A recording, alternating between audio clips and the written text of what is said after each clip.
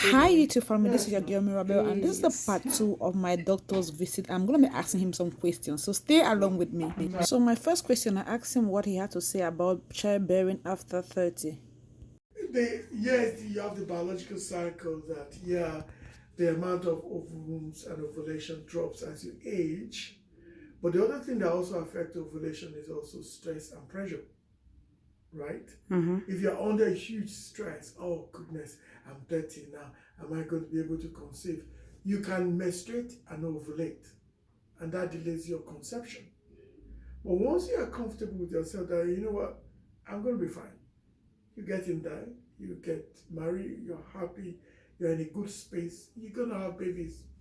Now, because there's so much this pressure on time. There'll be pressure that you need to try to see if you can get pregnant. Yeah, like people were and like, you'll be shocked that even when you try to get pregnant because there's pressure, you don't get pregnant.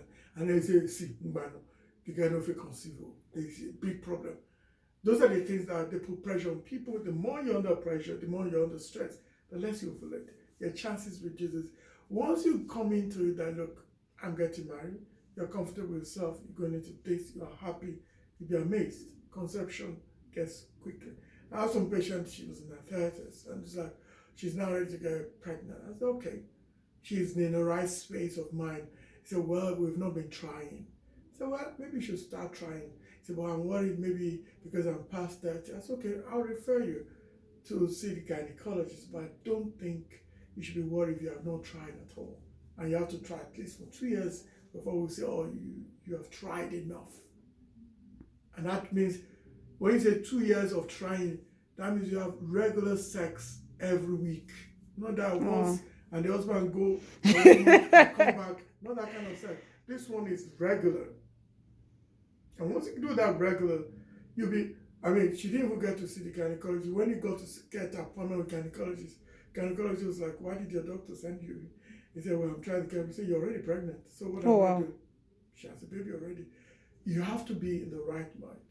Once a woman is stressed, pressure, all these things, the chances of ovulation drops, and then they don't conceive on time. Now they don't conceive on time, the pressure goes back. He said, I know she's going to have a problem. She's in her 30s. So it's just like a circle of. It's a cycle of. So, doctor, I have a question. So, do you think that a woman should have a gynecologist if she's not married, just for the? I know I also had that anxiety and that mentality that, oh, I need a lot of checkup. Let me see if everything is okay. Do you think we need checkups? You don't need a lot of checkups. That's going to start stressing you out. Because, hey, I'm not going to see you come. I need to do. Ask yourself, what checkup are you going to check up? Are you menstruating regularly? Yes. Are you PMSing? That's a good sign you are menstruating. Emotional fluctuation. Yeah. Are you eating healthily? Are you sleeping well? You're healthy. You start worrying when you start having serious gynecological issues. Maybe you're bleeding a lot, your bleeding is bad, your cramps is bad. We want to be sure you don't have fibroid. But if you have been living healthily, your cycles have been fine, you don't need a gynecologist. Okay. It's just like when you get to the gynecologist, what are you? I want to do all the checkup. Like maybe we don't know the terms. That's why we come to you. Like, okay, see, tell us the terms so that we'll go there. We can tell. Because if I'm good, as a family doctor, if I'm going to send you to a gynecologist, the letter I'm sending to your gynecologist, I'm telling the gynecologist what I want.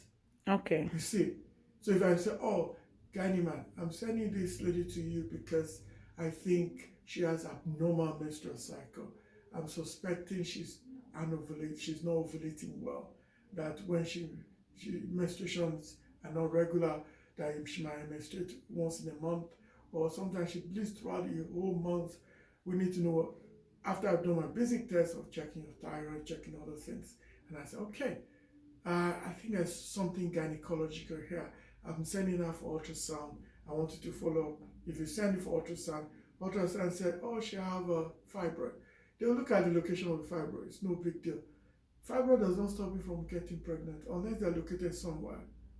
And so the gynecologist will look at the fibroid and say, oh, this is where it is. No problem. Go and try. Okay. Gynecologist is not going to just jump and start pumping. Because the uterus has the ability to hold fetus.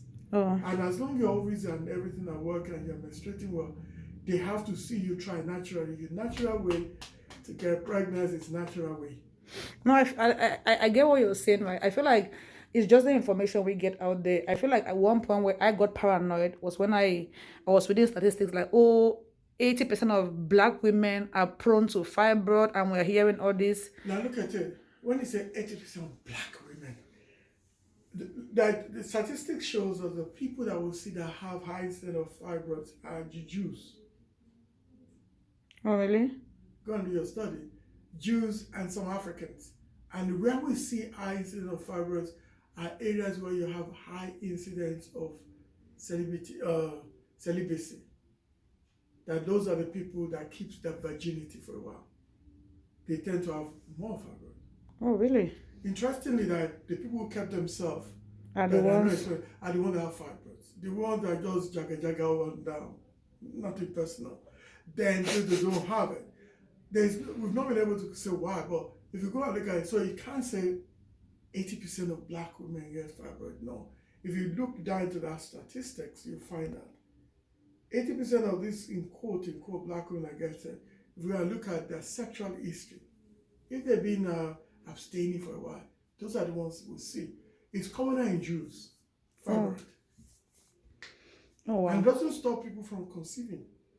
Unless it's at certain location, uterus, or it's affecting it. So people have babies with fibroid, 3-4 babies, and they still have.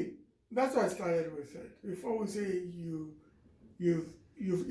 for us to say you have tried enough, you must have tried sex unprotected consistently for 2 years before you say, oh, we need to help you with it. Okay. Unless you have all that underlying thing that, okay, you will see the symptoms are there. Those are, if you have those symptoms, then you want to say, okay, it's a fibroid, it's a polycystic ovarian disease, it's things like that. Even patients with PCOS, we give them metformin, increase their fertility chances, and they get pregnant. Oh, I feel that PCOS is also one thing that I feel like I've heard people story like most people didn't know they have it. So some people feel like, oh, maybe I should check ahead of time and just maybe start taking vitamin or Vitamin will not change or whatever medication. The thing about it is that it's when you have tried. Okay. That we've not seen result. Then we say, okay, this young lady is young, she's healthy, her cycle is fine. What's going on there? Then we start ruling out possibilities of those things that can reduce your fertility. Okay. And that's when the gynecologist says, okay, let's make sure that doesn't happen. Other people have had enough signs for us to see when it comes to signs of PCOS, for example.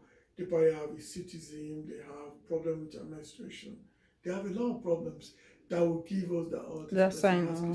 It just doesn't drop from heaven, bam, and land on you. Say, hey, now I have PCOS. No, you would have seen the signs, would have screened for you, and once you see that, okay, it has signs of this, it does not say you will not get pregnant. We just, okay, let's improve our chances. And put you on metformin to improve your chances, and that's it. Okay, thank you so much, sir. Because once you have the knowledge of certain things, your cycle, you know your cycle, you work with your cycle, you have, okay, this is a period. In between your cycle, there are fertile periods. When the sperm gets into your system, it survives for 72 hours. So if for example, you're in your ovulation period, and you have regular sex around the ovulation period, there's a lot of sperms that are viable walking around the area. One of them will hit the goal. You see why the knowledge is important. And then you'll find, even people who are in their 40s, they're trying to get pregnant, you say, okay, what's the cycle? And you're active, sexually active, coitus around the area, they get pregnant. So, doctor, I have another question, the last question. Let's be the last. I've heard people say you can walk around your circle and know if you can have a girl or a boy. How true is that? I don't know. People have talked so many things. I wish I know that one. That, okay, if you do it this time, it will be a girl. If you do it, I think the people can do that very well, be a gynecologist or genetist. But to be honest with you, I have no clue. I've read it. People say, okay, if you do it this time, it's a girl. If you do it this time, but there might be reason, they might be talking about, the acidic medium, when it's more acidic, it's alkaline. The spermatozoa travel. This spermatozoa with X chromosome will travel better in Yeah, this I've heard medium, about the travel. Yeah.